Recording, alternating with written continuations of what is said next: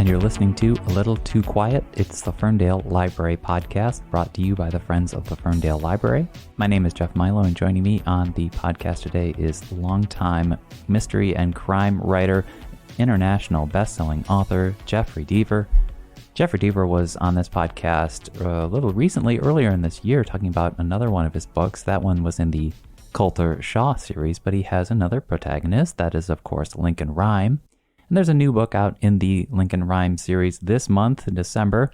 It's called The Midnight Lock, and this time around, the brilliant quadriplegic forensic criminalist is working again with NYPD officer Amelia Sachs to solve a mystery. This time they are searching for a criminal who's got a fascination with breaking locks. And he is, of course, as the title suggests, breaking in very late at night, around midnight, and he is picking these locks, usually these complicated locks with lots of tumblers, and he's coming into the private spaces of residences. And at first, he's just rearranging things, and he's making it very overtly known that he has, in fact, been here, and then he disappears, but he certainly leaves a careful trace.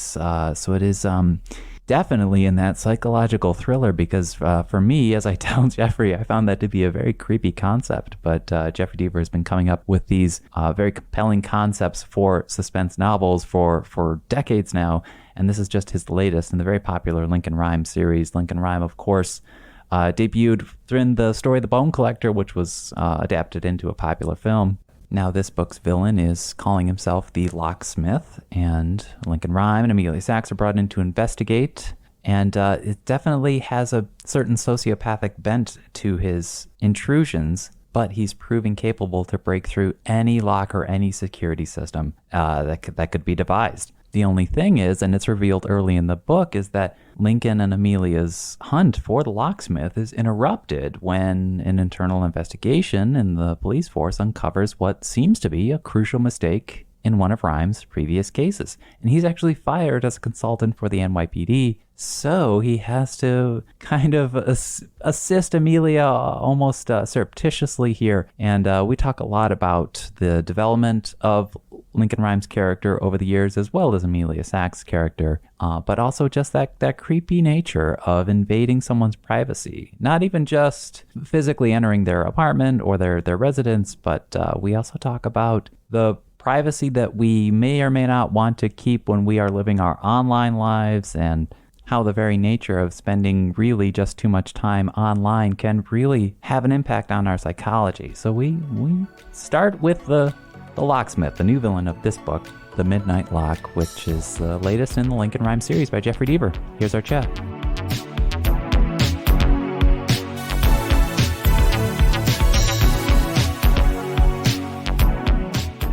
So I want to jump right into this with your latest book, The Midnight Lock. Lincoln Rhyme is back, and I certainly want to talk about your protagonists, but I really can't resist talking about your villain first, described by yourself as one of your more nefarious characters. And I've been trying to find another word other than creepy, but tell us about this character and tell us where the inspiration for this one came from. Sure. The character is nicknamed the Locksmith because we don't know his identity right up front. That's one of the reveals at the end of the book. But about 2 years ago, here's how it came about. 2 years ago, I was locked out of my house. I called a locksmith. He came up, and after verifying that it was indeed my house and I wasn't trying to break in, he took out these tools and picked the lock in 10 seconds. And I had two thoughts. One, well, great, I can get back in my house. And two, there's the idea for my next book. So I created this villain who he is obsessed with locks. And I don't mean these smartphone app locks, the electronic stuff. No, I don't. A 13-year-old kid could hack those. I'm not interested in that. These are the metal locks that go back hundreds, in fact, thousands of years. And there's kind of a magical element to them, a mystique. And he's obsessed with them, and he has to break them, has to break in. Any lock that's ever invented, he has to be able to defeat it.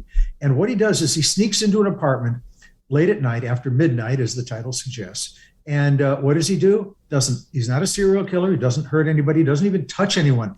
What he does is he rearranges things and then leaves and locks the door after him.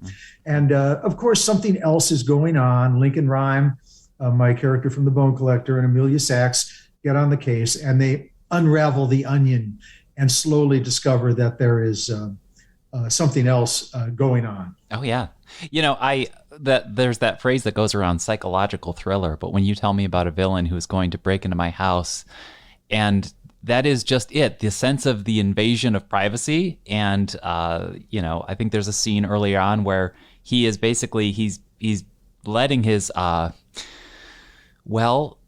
victims at least know that he is even close to them as they sleep, and that I as I told you, the word I kept going back to was that's a little creepy, and that really gets into your head.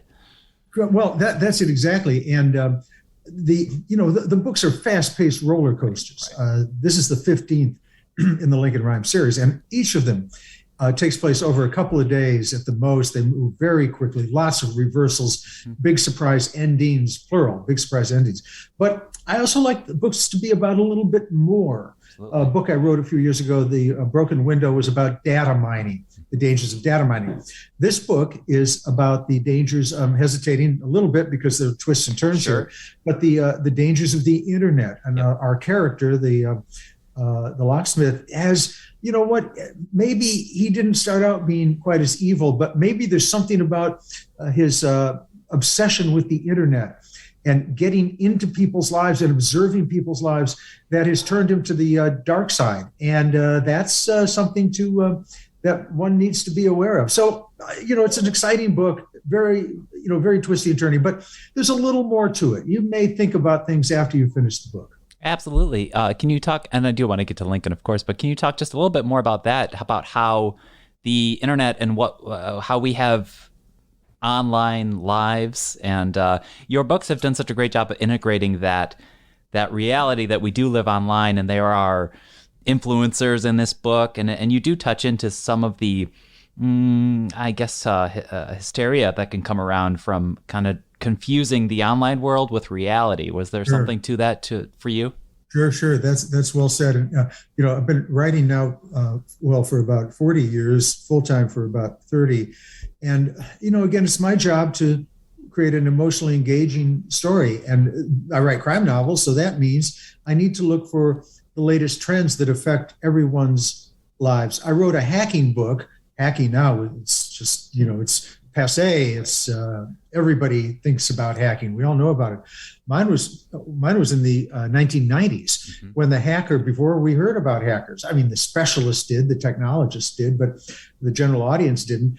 And I had my hacker hacking through dial-up. Imagine that, the 2400 baud modem. Can you imagine hacking that now? We have high-speed internet, fiber cable, of course, and that terrified people. The book was called The Blue Nowhere, and people are still scared of it because scared of the villain in the story, because even though it was prescient, it was very early, it still is a creep who breaks into your life. So I've always been interested in how technology has affected us. And in this book, I talk about a YouTube-like platform that operates just like YouTube, like many others, although YouTube is sort of the premier video sharing service. Learn some interesting facts about it. Of course, much of the content is moderated, but it's just impossible to moderate all of it. There is so much content out there that it could consume your life. You would not have to walk outside for, I think it's something like 30,000 years if you wanted to watch every video that's currently on YouTube. And now, in my 10 seconds of saying it, there's another 100,000 YouTubes that have just been uploaded.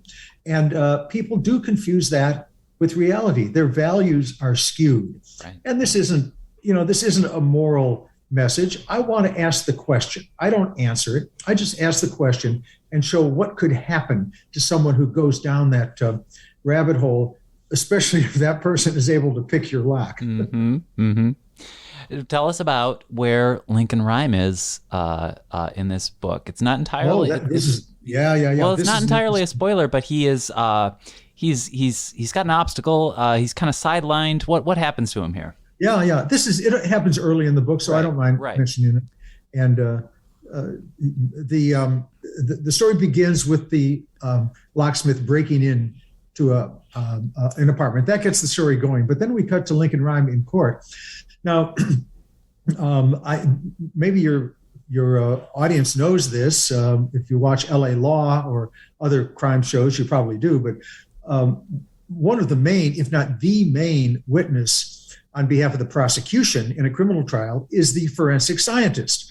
All crimes now involve, DNA, fingerprints, trace evidence, all sorts of stuff. And to present that to the jury, it takes an expert witness, and that's the forensic scientist. And Lincoln Rhyme, who is, quadriplegic, he's paralyzed from the neck down, but he is a brilliant forensic scientist, and he investigates the case and determines DNA matches, blood typing, and things like this. And he appears in court, and he likes appearing in court because he's a curmudgeon, and he's feisty, and he likes to, engage in verbal fencing matches with the defense attorneys when they try to cross-examine him. And he even gives it to the judge a little bit if the judge does something he's not too happy with. And so anyway, he's kind of, I guess I would say, a little self-confidently presenting some evidence when what happens, but the defense attorney pulls the rug right out from underneath him and shows that he's made a huge mistake. And this not only seems to affect him very deeply because he's kind of defined by his expertise as a criminalist, as a forensic scientist, but it has created a situation where he's now fired by the police department, and that's taken away his one passion. And so I won't say anything more than that, other than, since the book doesn't end after 35 pages, Lincoln is still involved in the rest of the story, but now at his peril, something terrible could happen to him. And I don't mean that the locksmith is going to kill him, because I'm not going to kill Lincoln Rhyme off, but I could easily send Lincoln Rhyme to jail for breaking the prosecutor's prohibition against him working on a case. Right. So if anybody's interested, sorry to say it's shameless self-promotion, but you got to buy the book to find out what happens. But let's talk about the fact that, you have been, the readers have been living with Lincoln Rhyme. You've been living with Lincoln Rhyme for 20 plus years now. And what I found to be compelling about this book is that it's not, no spoilers here, but it is actually directly referenced that Lincoln has a bit of an ego, and that word is even used on the page. Can you talk about that and the motivation to humble him almost, maybe? His mind is his best asset. But Sure. Talk about his ego, because it is a thing. Exactly. We don't want our heroes, we writers of, I was going to say crime fiction, but actually any fiction, we don't want the heroes to be superheroes. I'm real tired of these, I don't want to name the studio, Sure. but you know what I'm talking about. All the superheroes, are they going to die or not? No, they're not going to die, because they're going to come back, and they can't do anything wrong. Right. Right. So that's not real fiction. Who doesn't like those movies? That's fine. But what we want is resonance. We want to be emotionally involved with our characters, and that includes giving them flaws. Like, we have flaws.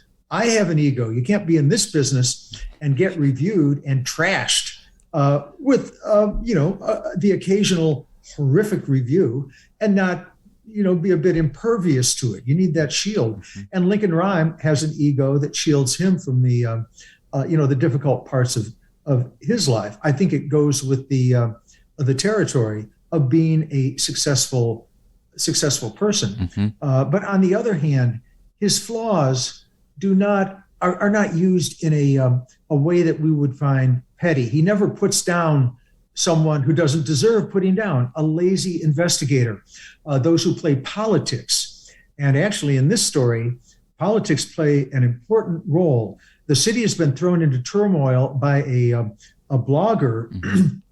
who has been spreading, in the interest of creating a conspiracy, spreading lies that have extended way beyond a limited audience. Now they are reaching to the high levels of government, and Lincoln is is kind of integrated into that, and he has no time for this whatsoever. So in addition to him trying to, I guess I could say, surreptitiously pursue the locksmith before he leads to other terrible crimes, Lincoln has to navigate City Hall politics and this conspiracy movement that's growing based on simple tweets and simple simple posts on blogs and then on bulletin boards, things that are completely false, but that doesn't matter. They get currency and they keep going. And this is something we Americans certainly are quite familiar with over the last couple of years. Sure. In the time we have left, just one more question. I think the most important thing, and we've kind of circling on this, that is, you can have a good story, you can have a good pace of suspense, but characters are everything. That is what resonates with us. And we've been talking about Lincoln, and we've been talking about your great way of creating these compelling, creepy villains. But how about Amelia? She's also been growing all this time. I think it's very important for your heroes to have a great supporting cast. And Amelia steps up in a big way in this one. Sure. Amelia, of course, for your audience who knows the Bone Collector, Lincoln Rhyme was played by Denzel Washington in the movie. Angelina Jolie played Amelia. Amelia is kind of the quintessential female character I like, a strong, independent woman who will at any moment assert herself if she thinks it's important to assert herself, and she doesn't care if someone doesn't like it. In this book, she is, I should say, in the prior books, they're books featuring Lincoln Rhyme, but the emphasis goes from Lincoln to Amelia. In some books, they're on a parody, but this book, Amelia has to step up because Lincoln has been sidelined, and she's at risk of losing her beloved police job because anyone caught helping Lincoln will be fired summarily. That's again the politics of New York City. So she is really stepping up. And Jeff, it's interesting you mentioned about the characters, because I heard something a little while ago that the same part of our brain that creates these connections with our real life friends, partners, spouses, and the bad guys, the bad boss we work for, the same part of the brain is the one that creates emotional connections with fictional characters. And that's why it's so important for us to create living, breathing characters in our books. And that gives the plot that much more credibility, because you're right, the best plot in the world is useless if we don't care about the characters. And I certainly found myself caring about these characters, of course, Lincoln Rhyme, Amelia Sachs. Your latest is The Midnight Lock. Jeffrey Deaver, thanks so much for joining us once again. Jeff, a real pleasure. You take care. Take care.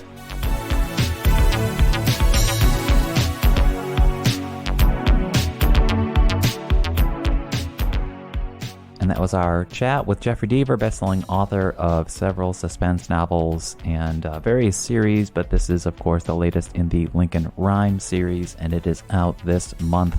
Very glad to have Jeffery Deaver back on the podcast. If you want to listen to our previous episode where we discussed The Final Twist, which was a book in the Cult of Shaw series, that was back in the early spring of this year. So thank you so much for listening to another episode of A Little Too Quiet. It is the Ferndale Library podcast, and it's brought to you by the Friends of the Ferndale Library. The music that you hear at the beginning and end of each episode is by a local musician known as Sunset. If you want to support this podcast, you could go to ferndalefriends.org, or you could like or leave a review or just suggest it to a friend. And if you enjoyed this podcast, please share it to social media. We'll be back next week with more. Thanks for listening.